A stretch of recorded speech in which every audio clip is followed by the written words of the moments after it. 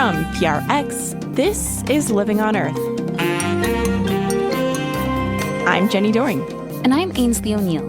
The Trump DOJ is suing states that are trying to make polluters pay for climate damage. These cases have no merit. They're purely intimidation tactics. The president is directing them to attack states that he believes are interfering with his plans to make America dominant in fossil fuels. Also, depaving parties aim to transform paved yards into pollinator havens. Ideally, when you can get pavement out, it increases not just more space for water to go, but it increases opportunities for planting gardens, for planting trees, for yards for kids to run around and play, park space, etc. It's like amazing. We'll have those stories and more this week on Living on Earth. Stick around.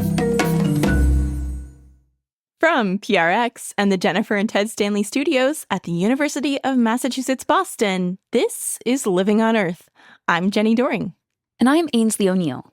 The U.S. Department of Justice is suing 4 states to prevent them from holding fossil fuel giants accountable.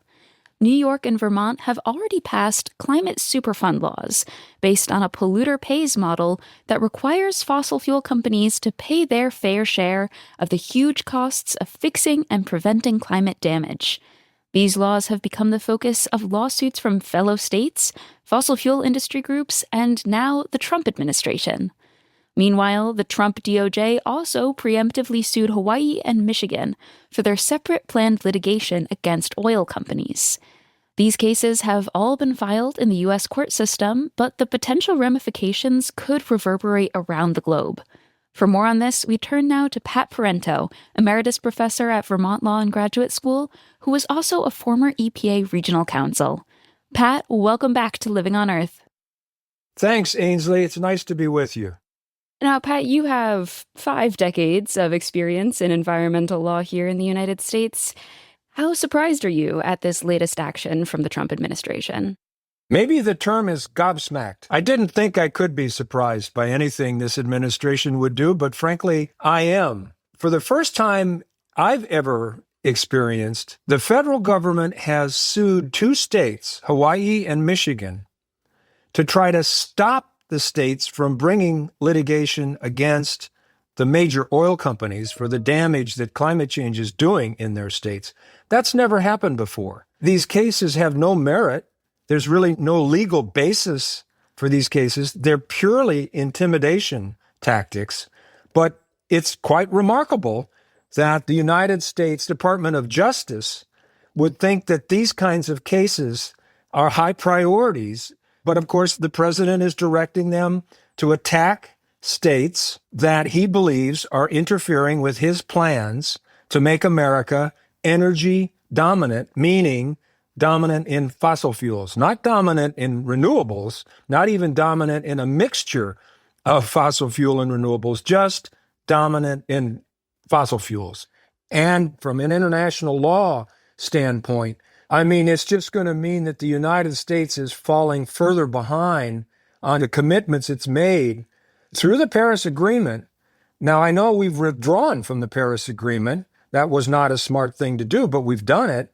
The more that the Trump administration not only withdraws from international negotiations and cripples the ability of the United States agencies like the Environmental Protection Agency to reduce emissions, but now they're going after the states and preventing the states from stepping up and filling the gap. So right now, the United States is truly a pariah nation on Earth.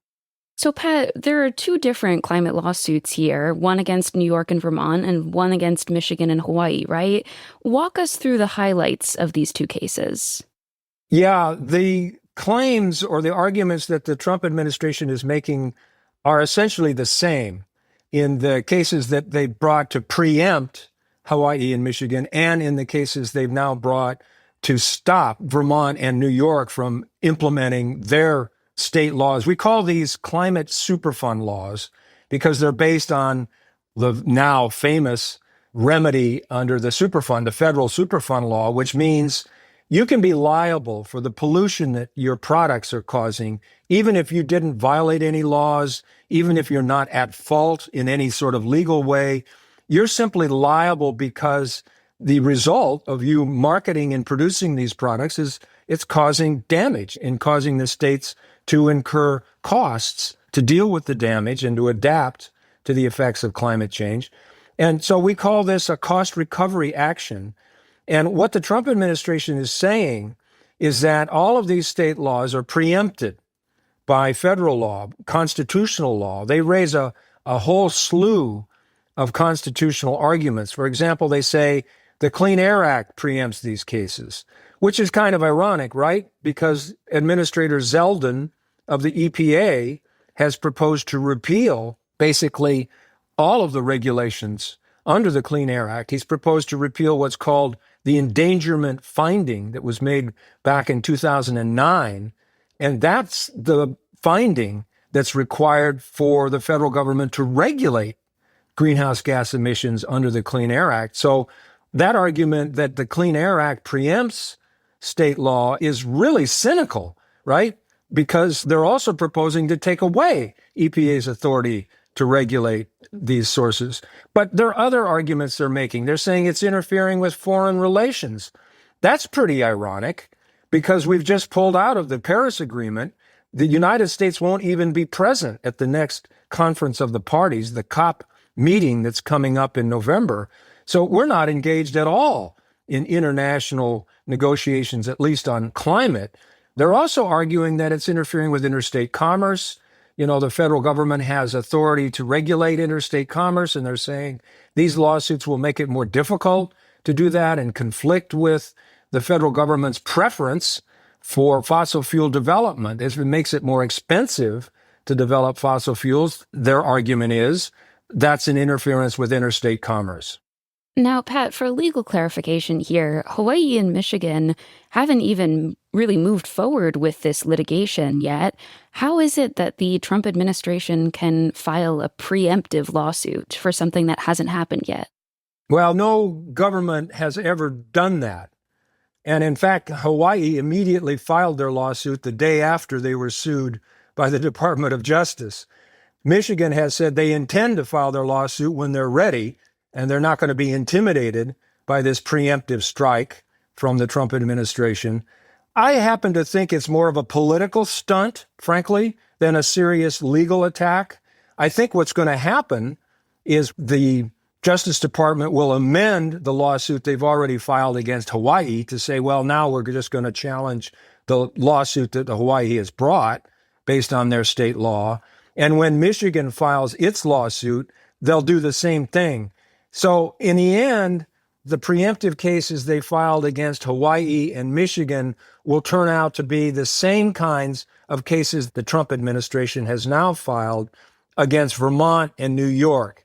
In the end, the states, all four of them, Hawaii, Michigan, Vermont, New York, are all going to have to fight, not only with the federal government, but they're also going to have to fight with 24 states, red states, as we say, because all of those states have filed against New York and Vermont, and I'm sure that they will follow and sue Hawaii and Michigan as well. And then in addition, you have lawsuits that have been filed by the Chamber of Commerce and the American Petroleum Institute against New York and Vermont. So you're going to have a three-ring circus of litigation against the states trying to collect damages from the oil companies. It's going to be the federal government, it's going to be these trade associations, and it's going to be the red state attorneys general. So all of a sudden, the stakes in these cases have grown enormously. Well, Pat, so what happens next? Right. So the first round of arguments is going to be over whether these challenges from these parties that I've mentioned against the states are going to move forward to trial or to what we call summary judgment. And the states, I'm quite sure, are going to move to dismiss the Trump administration, dismiss the state attorneys general, dismiss the Chamber of Commerce. The states are going to try to knock out these lawsuits that are challenging them. So that will be the first round of litigation. Are these cases going to proceed that are challenging the states, or are they going to get dismissed? If, as I think they will get dismissed, it's not for sure, but let's say there's a good chance they'll get dismissed, then you have to think about, okay, well, then they have to go up on appeal. And when you're talking about Vermont and New York, the appeal is to the Second Circuit U.S. Court of Appeals in New York City. If you think about Michigan, that's the Sixth Circuit Court of Appeals in Cincinnati. And if you think about Hawaii, that's the Ninth Circuit Court of Appeals in San Francisco. So all of a sudden now, you've got litigation moving up through the federal judicial process in different circuits, which is going to take quite a long time. In the meantime, the states of New York and Vermont are going to be sending a bill to the oil companies, Exxon and others, claiming that here's the amount of money we claim you owe us for the damage being done by climate change. Those cases will be in state court. So that's going to have to work their way up through state court proceedings and potentially, eventually, to the United States Supreme Court. So all roads seem to lead to the U.S. Supreme Court for me, and it will be years before it gets there. That's why I say that these cases may outlive me. I hope not, but they could. They're going to take a very long time. Pat Parento is an emeritus professor of law at Vermont Law and Graduate School. Pat, as always, thank you so much for taking the time with me today. Thank you, Ainsley. Be well. We reached out to the Department of Justice for comment regarding these lawsuits, and they pointed us back to their press release. In it, Attorney General Pamela Bondi referred to the climate superfund laws and the lawsuits against the fossil fuel industry as, quote, burdensome and ideologically motivated. She also said they, quote, threaten American energy independence and our country's economic and national security.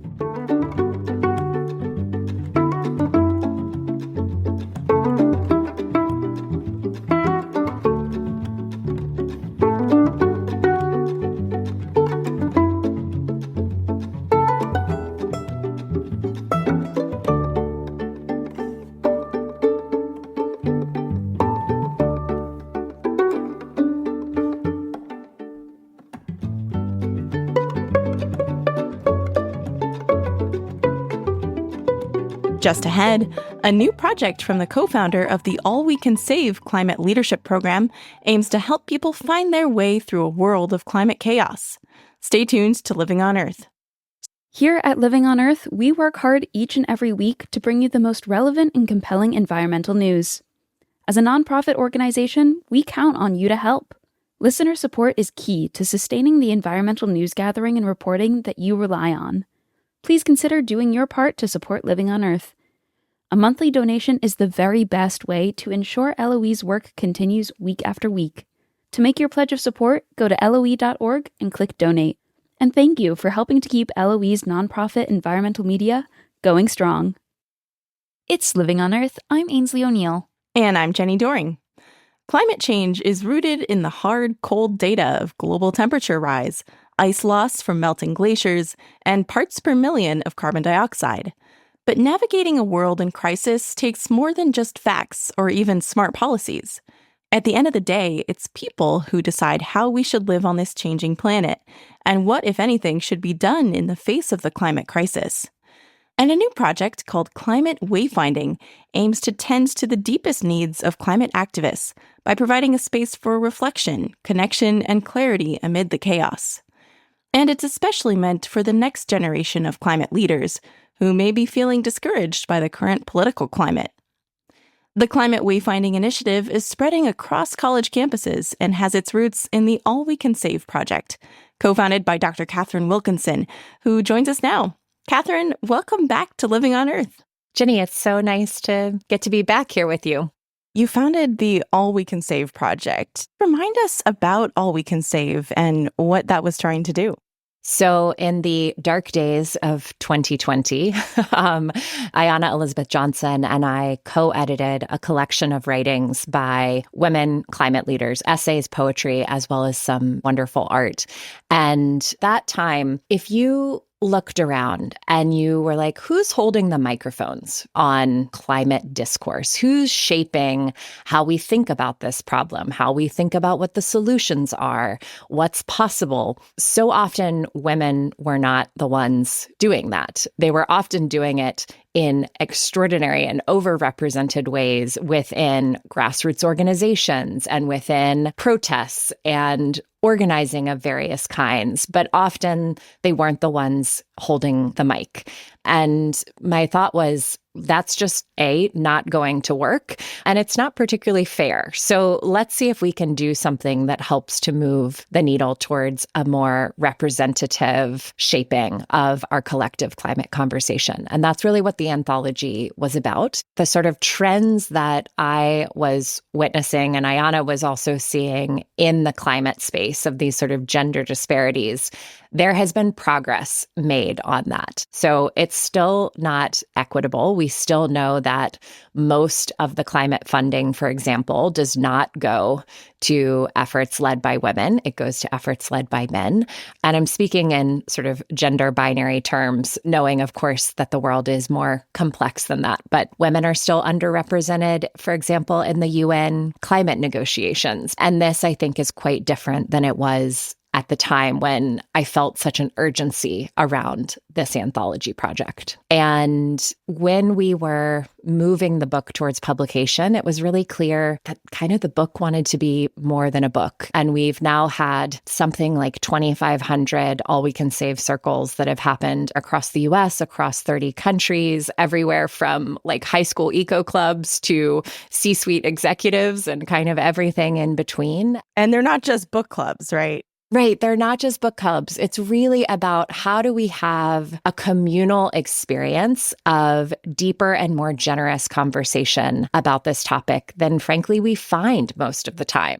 There's a project that grew out of All We Can Save called Climate Wayfinding. What's that about? I imagine it must be related to a lot of us feeling somewhat lost amid the climate chaos.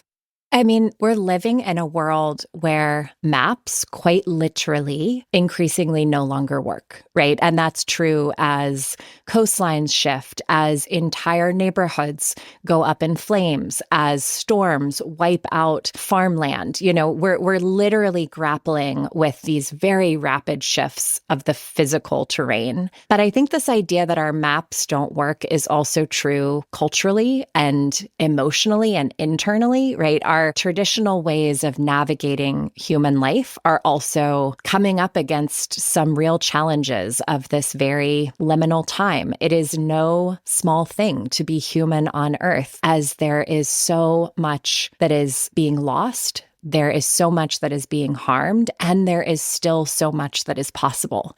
And so how do we help one another, right? In this time where we're holding lots of big questions and we're facing lots of crossroads of different kinds, and how do we keep moving towards contribution and gain some clarity, some courage, and a sense of connection to community along the way?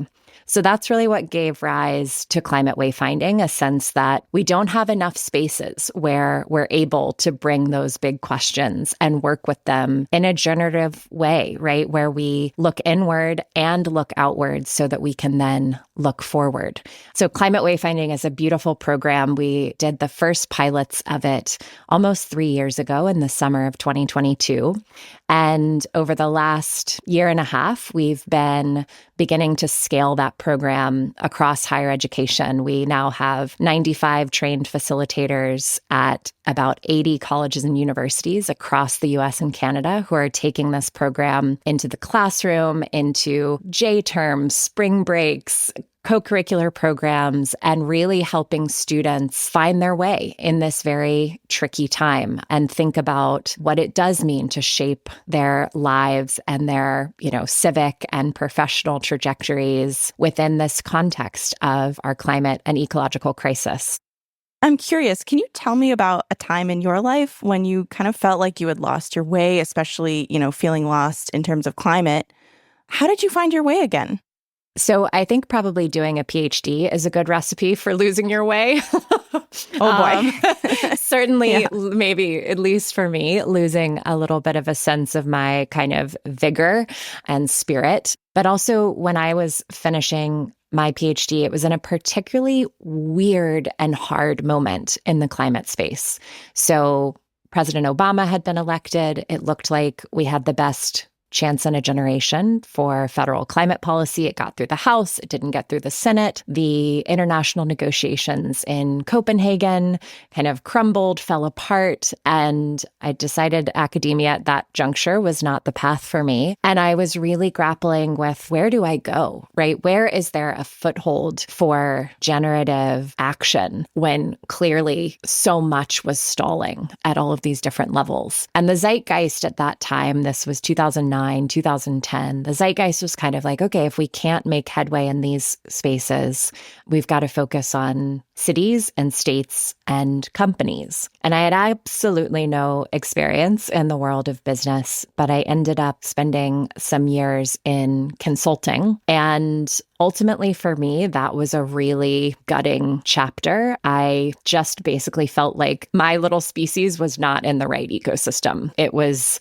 a lot about what and how, and not a lot about why, oftentimes. And I just felt so sad, frankly. And the way that I ultimately sort of found my way out of that malaise and really having kind of stepped back a bit from climate for a year or two, I went on a retreat with a group of quote unquote young leaders and activists that was facilitated by Parker Palmer. And that was a space for, I think, actually bringing all of the hard stuff that we were all grappling with, each in our own ways. And we did a Quaker process called a clearness committee, which leave it to Quakers to have had this very good way of helping people hold their big questions and their moments of not knowing in a way that's really supportive and generative. And I ended up kind of emerging from that retreat feeling like I had really tapped back into what I knew to be true and not what the world was telling me I should do or should try. And that ended up opening up kind of a whole new chapter. I ended up joining the team at Project Drawdown to do the bulk of writing that book, Drawdown. And it brought me into really, in a lot of ways, bringing together those threads I'd cared about for a long time. What is the story that we're telling? How do we invite more people into it? Using my own skills as kind of a words person.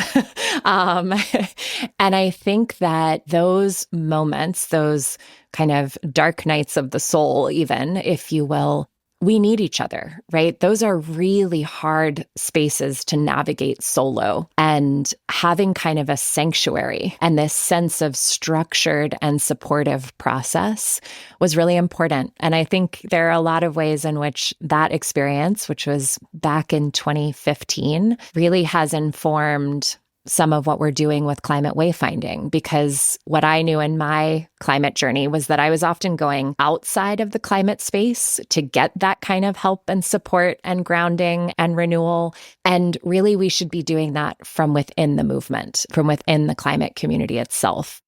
Kind of thinking back to the Clearness Committee and then moving forward through the All We Can Save circles and climate wayfinding. It seems like there's kind of a resonance there, like these spaces where people can come together and talk about these difficult issues and work through them in community. Yeah, I think from a kind of nitty-gritty perspective, in a lot of ways, this is relational organizing, but it's also shoring us up to keep doing work that is frankly hard, even when we're making big strides, even when we have big wins. This problem is so massive, right? And we're chipping away at this over years and decades. You've got to have some real stamina for that. And to me, often the thing that makes the work really good in the here and now is who we get to do it with, and finding a sense of community and camaraderie and joy in those relationships that form around the work that we're doing. And so more often than not, I think we see that when we don't do that work of kind of the inner work, the relational work, people burn out, right? They get fried. We step on each other when we don't intend to. We show up in ways that are antithetical to the future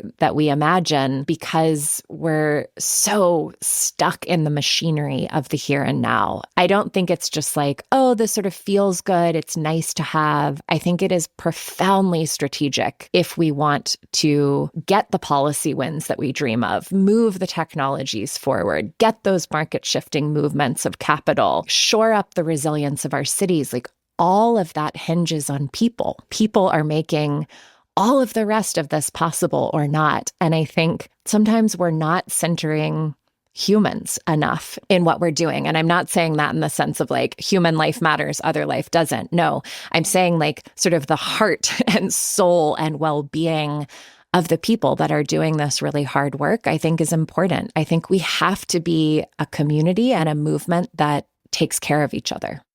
There is so much these days that is overwhelming, even just tuning into the news. How do you think that taking the approach of recentering on our values can help us in this moment in particular?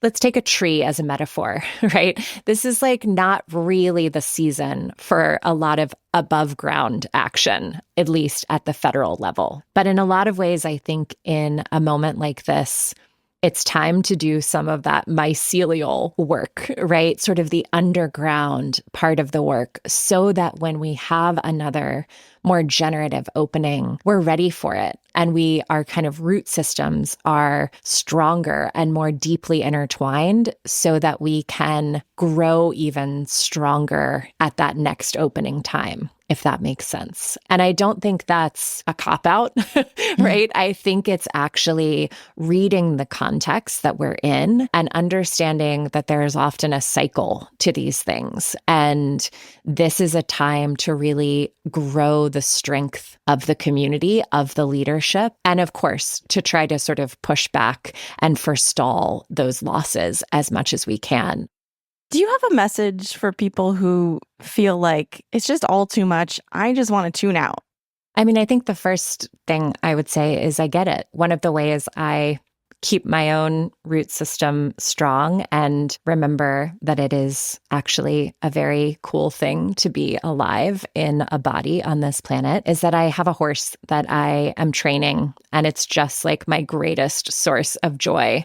And in so many ways has nothing to do with my work on climate. And in other ways has everything to do with my work on climate. And I think part of the task of being alive is being awake. And that doesn't mean being awake to everything. I think there's a role for thinking about the resource of our attention and deploying it really thoughtfully. So not just like floating into, the morass of every headline, every social media post, but like, where am I really going to bring this gift of my attention so that I can be effective in the spaces where I'm going to be effective? The reality is that well before our current political situation, like we could only each do so much. And so like, I think about this idea that we're each kind of a node of possibility in this much bigger ecosystem.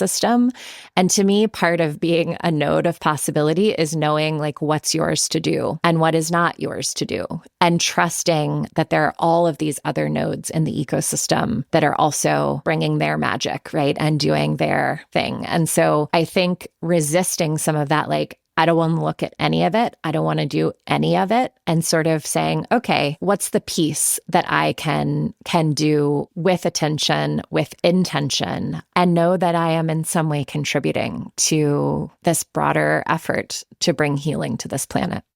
Thinking of each person as a node, as you were saying, maybe there's sort of a exponential positive impact that flows out into the world from the kind of work that you're doing. One of my greatest wishes, Jenny, is that is so. Like, we know this in our own lives, right? The things that are the most transformative for us personally are often things that are pretty intimate, right? That are pretty small scale, whether that's a relationship or an experience. It's not a social post that gets 900,000 likes or whatever, right? Those are just not the things that create deep change. And I think deep change is what is really called for in this moment. And I'm very into nature metaphors apparently today, but as you were talking, I was imagining what it looks like when rain starts to fall on a lake or a pond, right? And you start to see the ripples running into other ripples and other ripples and other ripples. I think that is what we're capable of doing together, of creating that kind of sort of rippling, flowing change that is different than the kind of like linear exponential, right, sorts of trajectories that somehow we've been taught are where power lies. And I'm just not sure that that's true. Katharine Wilkinson is co-founder and executive director of the All We Can Save Project and creator of Climate Wayfinding, and she's also co-host of the podcast A Matter of Degrees. Thank you so much, Katharine. Jenny, this was such a lovely, rich conversation. Thank you. Coming up, a faith group representing 500 million Christians calls for banks to stop financing fossil fuels. Keep listening to Living on Earth. Support for Living on Earth comes from Sailors for the Sea and Oceana, helping boaters race clean, sail green, and protect the seas they love. More information at sailorsforthesea.org. If you're one of Living on Earth's listener supporters, or if you've been considering a donation to LOE, this message is for you. As a nonprofit news organization, listener support is vital to LOE's weekly effort to bring you up-to-date environmental news and information. Your gift to LOE makes a difference and makes our work possible. So thank you. It's Living on Earth. I'm Ainsley O'Neill. And I'm Jenny Doring. Climate disruption poses an existential threat to the future of children around the world, with wildfires, floods, extreme heat, and more putting lives in peril. The children of today and tomorrow are not to blame for this crisis, and yet future generations are likely to suffer it the most. And for some people of faith, that is an unacceptable moral failing, and as such, they feel called to remedy this injustice. The World Council of Churches represents 500 million Christians and has published Hope for Children Through Climate Justice, a handbook for communities of faith looking to hold financial actors accountable for their fossil fuel investments. Frederique Seidel is the senior program lead on children and climate at the World Council of Churches, and she's here with us now. Frederique, welcome to Living on Earth. Thank you very much. I'm very pleased to be here. So how would you describe this handbook, and why did you and your colleagues create it? This handbook is a source of hope for children. The main goal is really to save children's lives and to create perspectives for children to project themselves in a beautiful future. And right now we tackle one of the most urgent matters for child protection, and that is the root causes of global warming. North and South, East and West, children everywhere have these fears when they see that there is massive funding invested into fossil fuel expansion, while science tells us that over 75% of greenhouse gas emissions are caused by fossil fuel. So yes, this handbook is there to help tackle this root cause and use very simply the laws which allow human beings to have their right to life respected. And we show in this handbook how in the different countries, people of faith can seize the very basic legal frameworks to defend the younger generation's right to a livable future. Now, the World Council of Churches includes many different Christian denominations, from Orthodox to Anglican, Baptist, and Lutherans. How does its religious and ethical framework influence how it approaches climate justice? Yes, so the main reference for this work was science and the Bible. So we have crafted it together with leading scientists, with lawyers, but also with theologians who have helped us for every single chapter to anchor it in the gospel, So this is very important, as the mandate of the World Council of Churches is really to support its member churches in 120 countries, representing over 500 million Christians. And as you said, their backgrounds and denominations are of a great variety. So we focus on the common denominator of all the churches, but also of all the religions. We work very much interfaith. And the most important common denominator is the right to life and to a healthy environment. So I think I hear you saying that even across many different countries, where your member churches exist, there are shared human rights that are enshrined in the law, in the constitutions, and that using those basic rights as a basis for bringing legal action to challenge what's going on, that can actually be a really powerful tool. Exactly. There is, for example, the UN Convention on the Rights of the Child, and it has, since 2 years ago, a so-called General Comment 26 on children and climate, which is an authoritative guidance for governments on the rights of children when it comes to climate. So it is looking into that, but also into many international human rights frameworks which are not used enough to protect children. We also show in this handbook that there are many good examples of fossil fuel companies which have transitioned completely to renewables without dismissing any employees. This is a very important aspect because this handbook is not against anyone. It is not even to target fossil fuel companies. It's just to show how to help them transition to renewable energies faster. And so what's the role for churches here, your member churches? What roles are they playing in this fight for climate justice? So this handbook is inspired by cases which were developed by churches, including in the U.S., but also in South Korea, in Switzerland, in Sweden, and in some African countries too.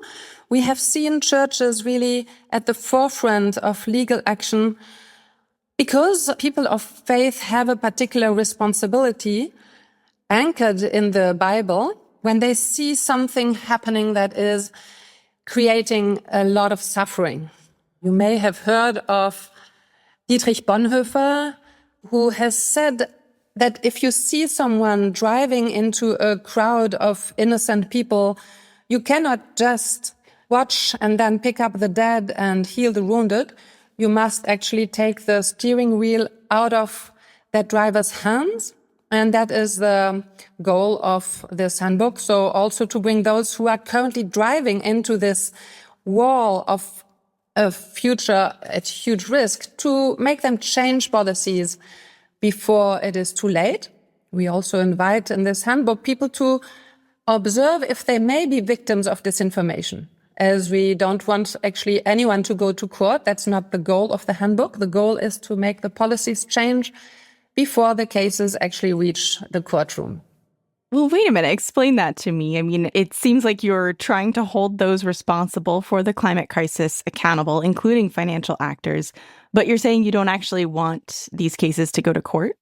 Exactly, because we have seen how in many instances, by simply having a case being developed, many of the companies or financiers, they do not want to see headlines of them being targeted, especially not by moral leaders and institutions of faith. So we have a case in Australia, actually a shareholder action case, where, yes, every single request was fulfilled before the case reached the courtroom.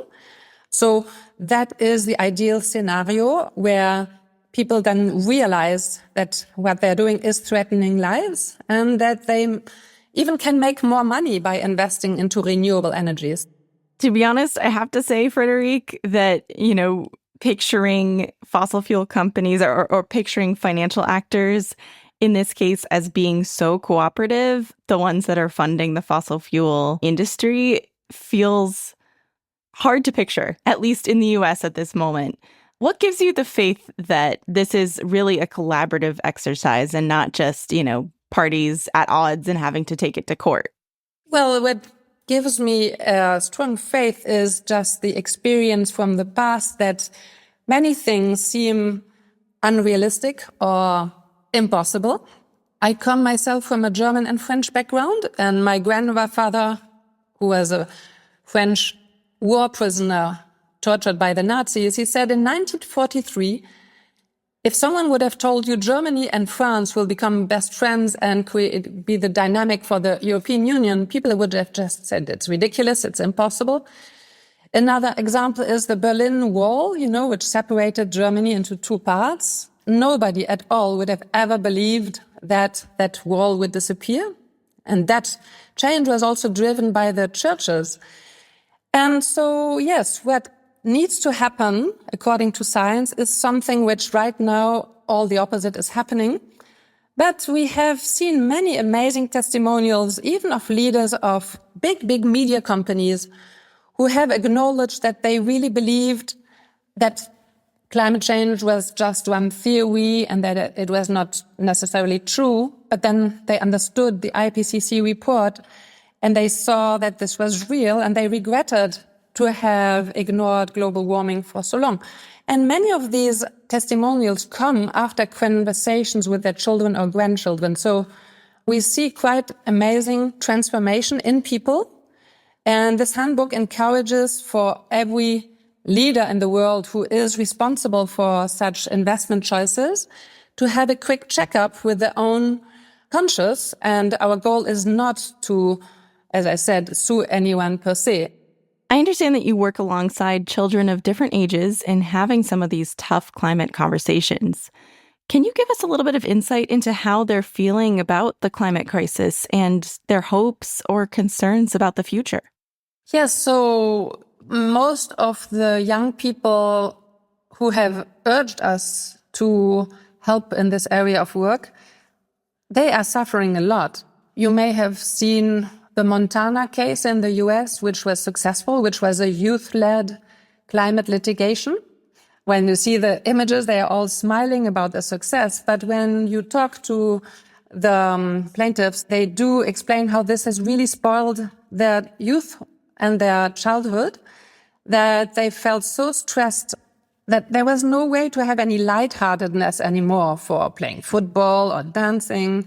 Every single minute has to be invested in saving their future. And this project aims to take away a far too heavy burden from children's shoulders. So we do focus on adults. We would like adults to take the lead. And for those children who already know and who understand the science, we welcome their collaboration. But we would never go to a child or a teenager and make them collaborate. We believe that it's important for children to have this lightheartedness and benefit from the right to play, and that they can trust adults will take care of fixing what is threatening everyone's lives. It's a very interesting distinction that you're making to specifically say we're doing this because of the children, but we want them to be able to have a childhood, and this isn't their responsibility. Yes, and I also want to share an example from a 12-year-old girl, Eliane Wanjiku from Kenya, who actually contacted me asking if I could help her and 10 other children from North and South to meet with Emmanuel Macron, the president of France. And I did think that was not a realistic request, but I agreed that we meet next to the new Global Financing Summit, where Macron was convening all the world leaders. And we then helped them craft a message for the world leaders. But this girl, Eliane Wanjiku, really enabled us to enter the main room where all the leaders were. So she looked into the eyes of every single security guard and prayed her way in. So suddenly we were standing there with, including the U.S. leaders. And I think this is an example to show how children can also move mountains through their faith. And they have such a strong wish to have a livable future that they're ready to try so many things. And often they just are successful. So I think there were many leaders who were touched and moved by the fact that this girl from Kenya had made all her way to this place and had just really prayed her way into that room. and she was accepted. So that was quite an experience. Frederique Seidel is the Senior Program Lead on Children and Climate at the World Council of Churches. Thank you so much for taking the time with us today. Thank you very much. All the best to you.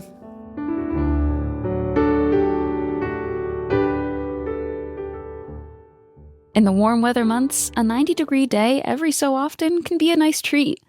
But by 2070, the Massachusetts Bay Area will likely see almost 40 more of these days a year than it currently does.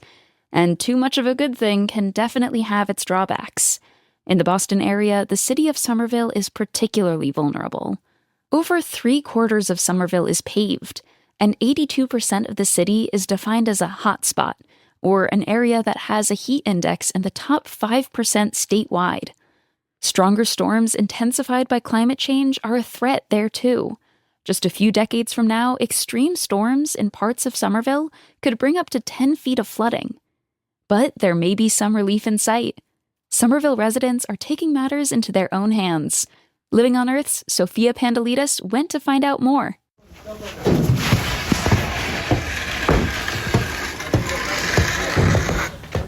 It's Sunday morning, and a ragtag group of neighbors has shown up to party. But not the way you might think. First off, they're all wearing hard hats. And please make sure if you're in this area that you're wearing your equipment the whole time. This is a depaving party. About 20 volunteers are gathered in the fully paved backyard of a Somerville, Massachusetts home.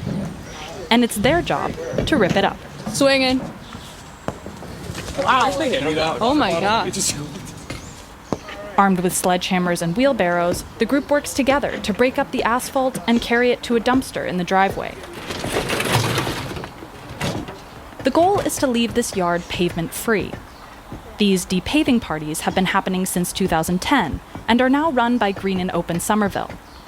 Lee Mounier is one of the leaders of the group's Depave the Way initiative. Her wide, bright eyes make you want to listen to her. She says there's more than one reason to ditch asphalt. One of the things I really love about depaving is that it is multi-purpose. First, it helps neighborhoods adapt to climate change. Depaving can prevent flooding by giving stormwater a place to soak into the ground, and lower temperatures by reducing the urban heat island effect. That could save lives, especially in environmental justice communities that face higher heat risks.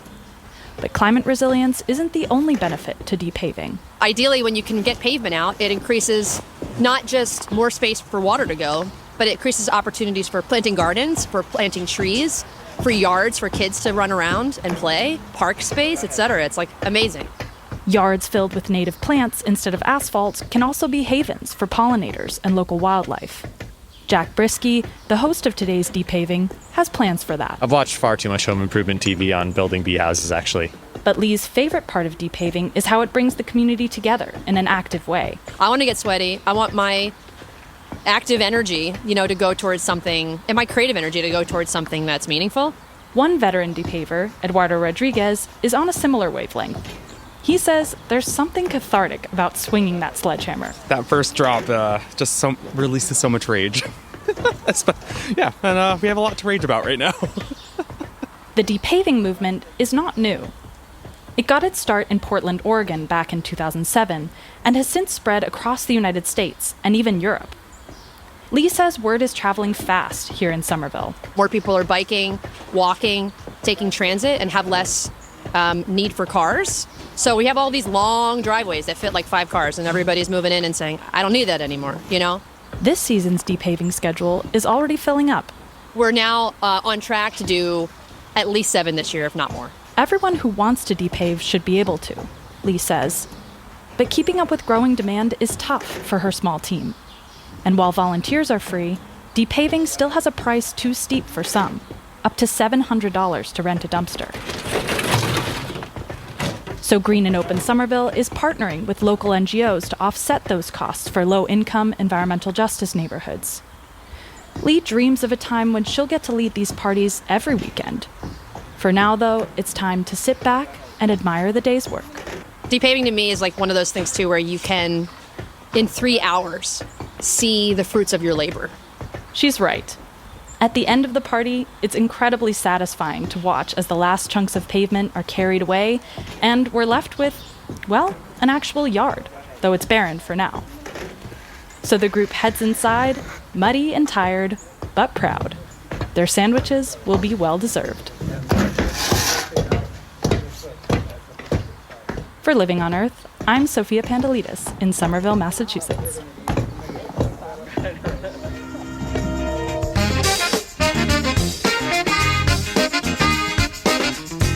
Want to hear more stories about people banding together in the name of nature?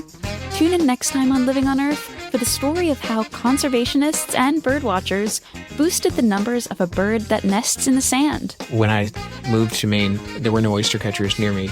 And now there's a pair nesting just a few miles from my house along the beach or along the coast. And so I can go down there and I can see these oyster catchers that are here now because of the work of this group that I've been part of for the last couple of decades.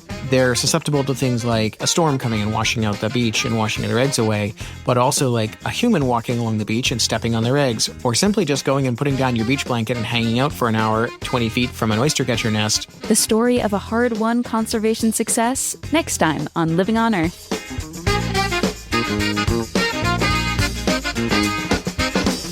Living on Earth is produced by the World Media Foundation. Our crew includes Naomi Ehrenberg, Paloma Beltran, Daniela Faria, Mehek Gagneja, Swayam Gagneja, Mark Kausch, Mark Sethlander, Don Lyman, Ashanti McLean, Nana Mohammed, Sophia Pandelides, Frankie Pelletier, Jake Rigo, Andrew Scarrett, Melba Torres, and Elle Wilson. Tom Tiger engineered our show. Allison Lierstein composed our themes. You can hear us anytime at LOE.org, Apple Podcasts, and YouTube Music. And like us, please, on our Facebook page, Living on Earth. Find us on Instagram at Living on Earth Radio, and we always welcome your feedback at comments@LOE.org. Steve Kerwood is our executive producer. I'm Ainsley O'Neill. And I'm Jenny Doring. Thanks for listening. Funding for Living on Earth comes from you, our listeners, and from the University of Massachusetts Boston, in association with its School for the Environment, developing the next generation of environmental leaders, and from the Grantham Foundation for the Protection of the Environment, supporting strategic communications and collaboration in solving the world's most pressing environmental problems. PRX.